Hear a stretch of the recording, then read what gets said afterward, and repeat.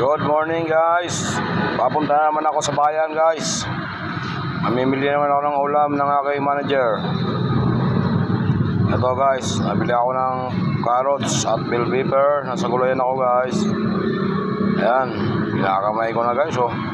Hindi ko madampot-dampot guys, kumadulas. Ayan, pupunta na naman tayo. Naghanap tayo ng broccoli. Ayan guys, isda naman ang ating bibilhin. Kung gusto nyo magandang isda guys, sariwang sariwa, punta lang kayo dito sa bayan ng Binyan.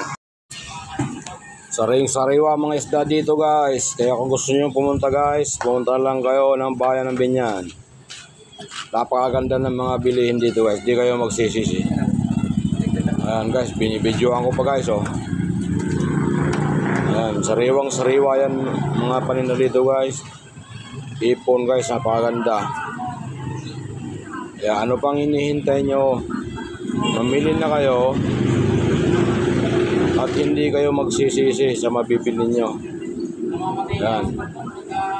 Guys, mamimili naman ako ng sibuyas guys at bawang ang binili ko dyan guys. Ayan no, talagang piling-pili talaga. Ayan, kung gusto yung tuyo, maraming tuyo dito. Ayan guys, magbabayad na nga pala ako kay Ate Mayla. Ang binili kong pusit at tanigi. Ayan, patingin-tingin sa camera guys oh. Papamansin.